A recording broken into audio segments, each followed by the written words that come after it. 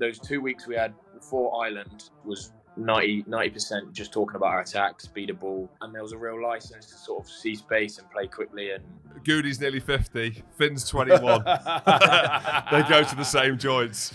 Absolutely. So Finn, you said that you were rolling around Dublin. Was that always the case? Out of the night, eh? Let's just start with a positive. Out of a place, right? Yeah, it's a cool city. There was lots going on, and we had a good spot booked, and win or lose, that was always the plan. So yeah, you got to go out and celebrate sometimes. Unfortunately, it wasn't as good as if we got the win, but we still had a good go of it. What was the good spot booked? Because I've got a lot of history in Dublin. I know all the good spots. Was it House? I think it was a place called House. Yeah, that was. There you go. There you go. Exactly. Andrew knows. I know the good spots, mate. Out the back. I love that. I love this. Goodey's nearly 50. Finn's 21. They go to the same joints. Absolutely. And how hard you go? Because I'm getting missed calls from James Wotton. Big shout out to Woots, who's head of commercial at Northampton Saints, at like 2:30 a.m, like missed FaceTime calls, the lot. So I take it you all went pretty hard, right?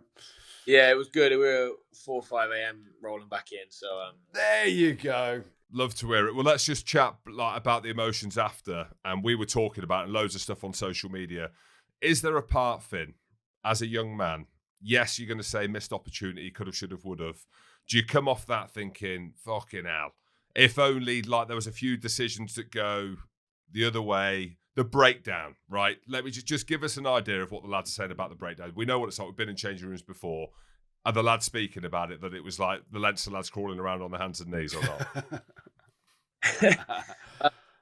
Yeah, I think the word chaos was thrown around a bit. There was no finger pointing about what they were doing and what we weren't, but it was chaos. It always is in Europe, and I think they pushed the boundaries well, and we probably didn't do that as much. But yeah, fair play to them. They were bloody good, and we didn't put our best stuff out there. So it was a real disappointed change room afterwards, in all honesty, because I think as good as they were, we felt like we maybe didn't give them our best, and we could have on another day had a better go at it. But what can you do? You're not the first person to say chaos. We've spoken about it on here, and we were talking about the love of the chaos and the craziness, and maybe just letting it go. And as we know, Matthew let it go. Just give us an idea of what chaos means from your point of view. What does that mean as a player playing at the minute and just played against Leinster?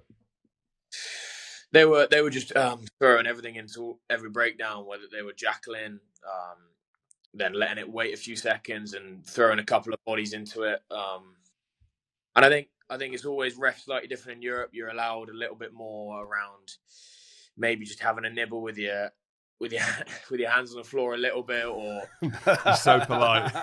He's so polite. If you're hitting someone and going off your feet, if you hit the person first, then you get away with it a bit more. But that's just something we didn't adapt to very well, and they were bob on it, to be fair. So yeah, that's all I say on that. Yeah, and to be fair, you're talking about it was the same in the Toulouse-Quins game at times. So maybe it is a thing around semi-finals, ref slightly differently. You guys are obviously used to the English Premiership referees, the likes of Luke Pearson, Carl Dixon and people like that. So that is maybe something to learn. But I suppose the frustration would probably be the start, right? The 2 tries they got fairly early on gave them a platform, but you showed how good you are as a team coming back, and to be 3 points down and talking about the breakdown. I think Jim, when he said chaos, he meant cheating. I mean, that might be me because it's the same, starts with the same letter. But yeah, but just on that, Andrew, just when I know you're going to finish your question, but Finn, it is very topical, and we're not trying to open you up whatsoever. We're trying to give the listeners and people watching this, you're playing fly half for the best team in England, and how difficult it is to compete in that. And like you said that you were slightly off. So that's what it is. It's not like headline Finn, like they're on their hands and knees and you're saying this. It was obvious. That's what I was trying to say.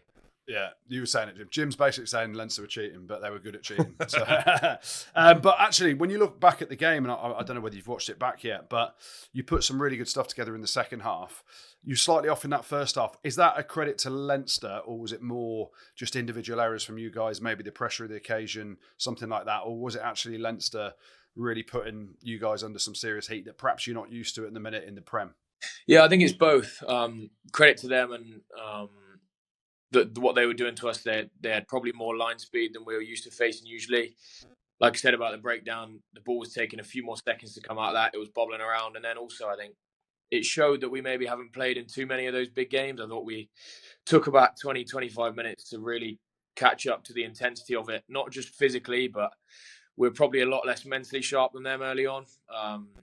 We're just doing some stupid stuff we never usually do, like chucking offloads, and I chucked an intercept. We were being a bit sloppy on our own line, things like that. And I think when you maybe have a bit more time in the Prem and get away with stuff like that, I thought against the top side like that, they really punished us for it. So yeah, a bit of both, like you say. But yeah, we weren't. Definitely took us a little while to warm into it.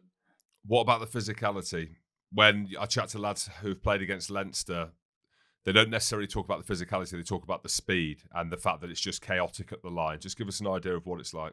Yeah, it was good. It was proper, as much as high intensity as we played all year. Like, we love playing at speed. They did as well. And I think you look over the clock after about 30 minutes and you're a bit like, shit, like we've got another.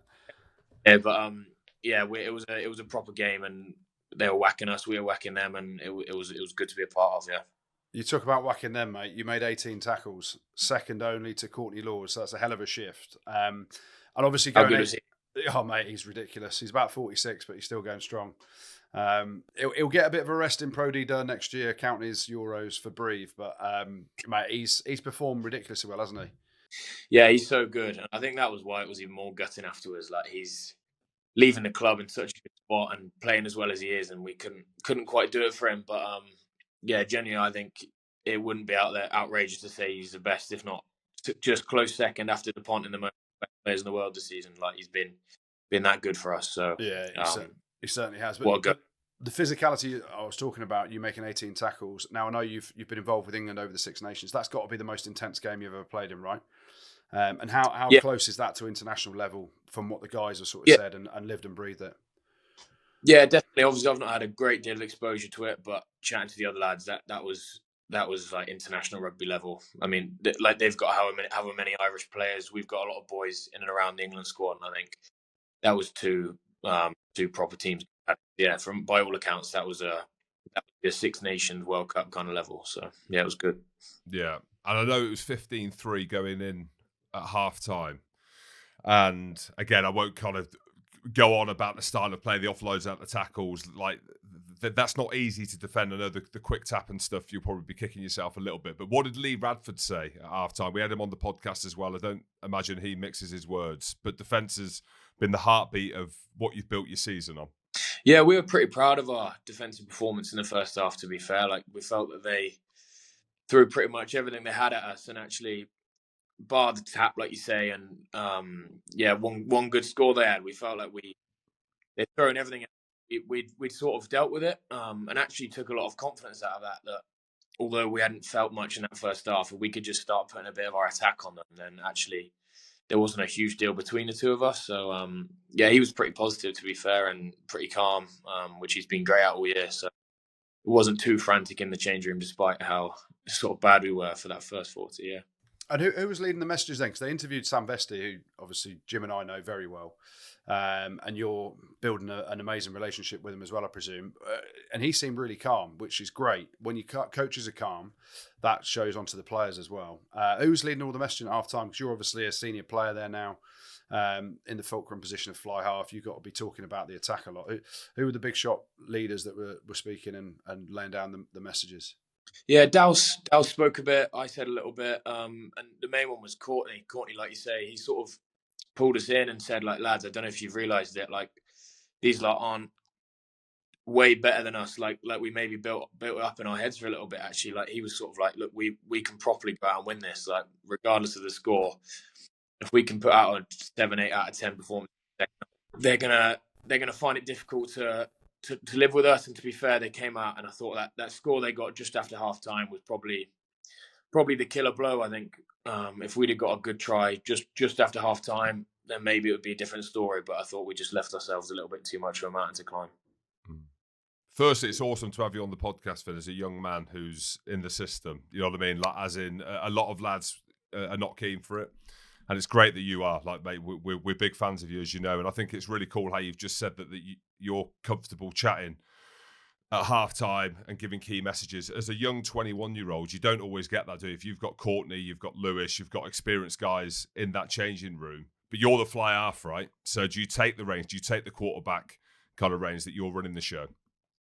Yeah, 100%. I think that's part of the job as a 10. Goody, you'll know, like you have to know the game and understand the game as well as, if not better than anyone else in the team. And sort of for me not to be sharing what I was feeling and I was thinking, I think would not be the right thing to do, actually, because I like to think that I've got a fairly good understanding compared to a lot of the lads on it. So yeah, you've got to drive that, and I think if you go in there scared of doing it and all of these things, then you just don't have the respect for the group, and ultimately you're the one making a load of huge decisions. So yeah, there's never been a sort of hesitancy to speak or anything like that, like you say, Jim.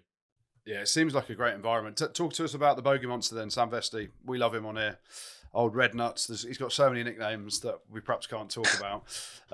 But he's a great bloke and one of probably the best coaches in England at the minute in terms of his vision, his understanding. How's your relationship building with him, and how good a coach is he? Because he's learned a lot from Pat Howard at Leicester, and he's changed that with how the game's changed. But I'm super impressed with him every time I hear him speak to people around the game about him, and he's going to go into big things, isn't he, Sam?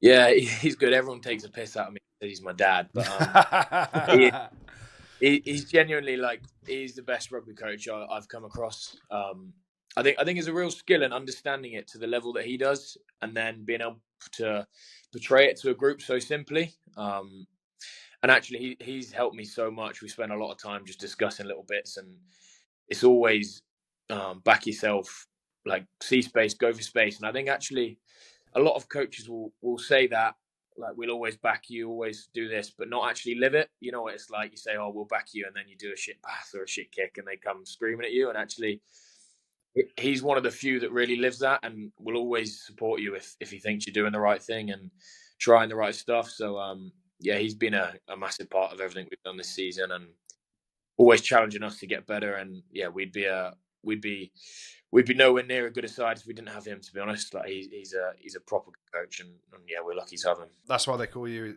say he's your dad, right?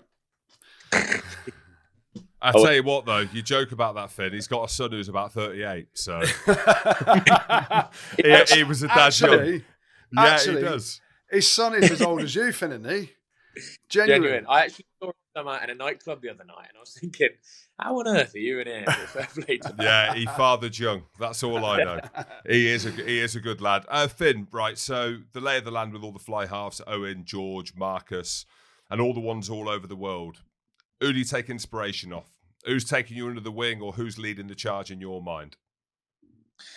Yeah, good question. I think Finn Russell is always someone I've looked at and taken a lot of learnings off. I think a lot of, obviously, his highlights reel stuff's great, but I actually think there's a lot of the little game management things he does and the tactical kicking and things like that he's probably the best in the world at. I think obviously the two English guys, George and Marcus, at the moment have been great, and I've learnt loads off them. And the other one that I say that I watch a lot of is Richie Mwonga. I think he's a real athlete and yeah, can do everything, to be honest. So there's a load of good tens out there at the moment, but they're some of the ones that I sort of look up to a lot. Yeah.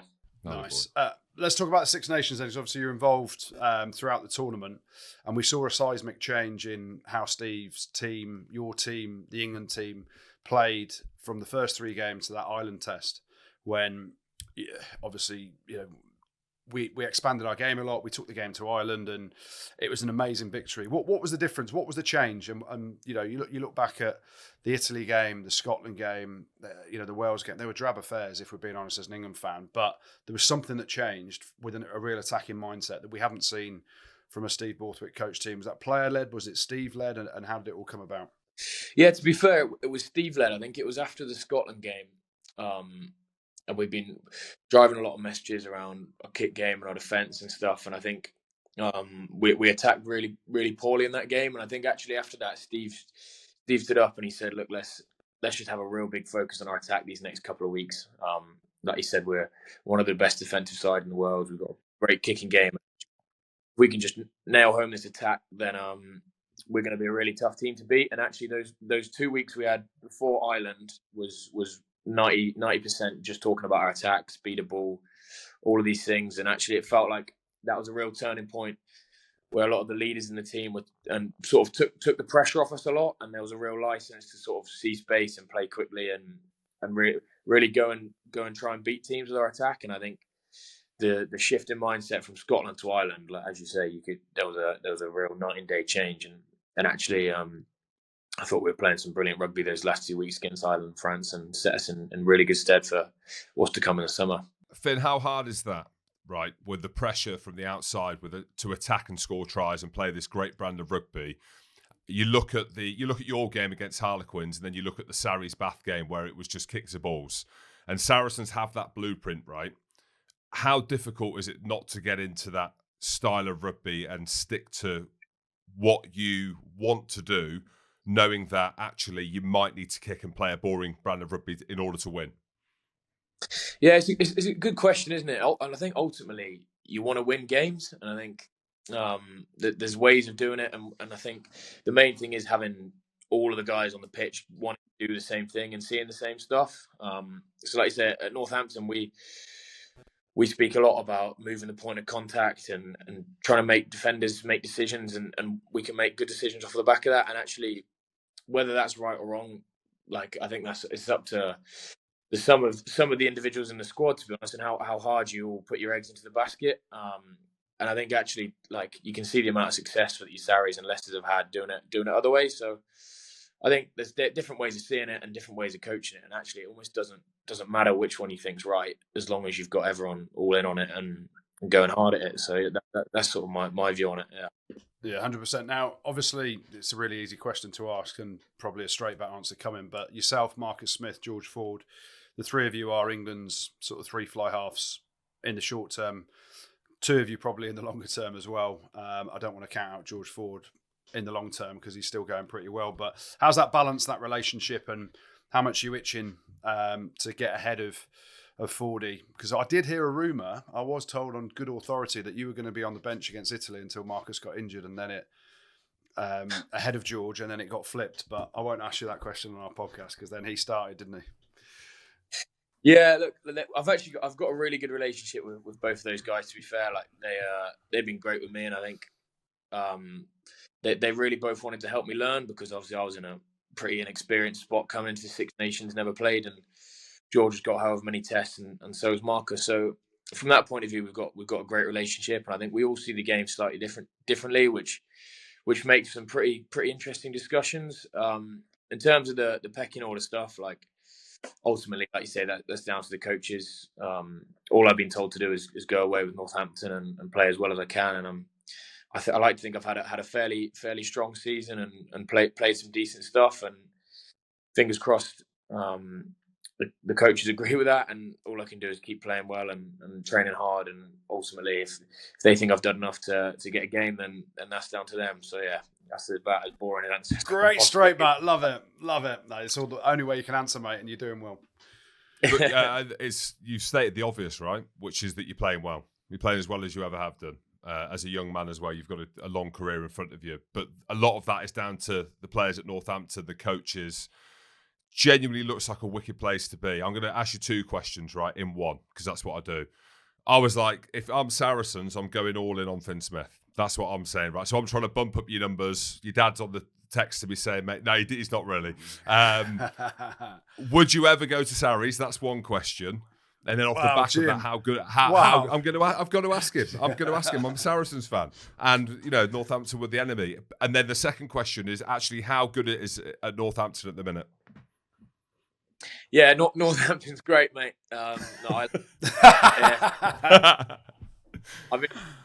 Northampton's amazing, mate. I'm loving it here. I feel like I'm improving every day.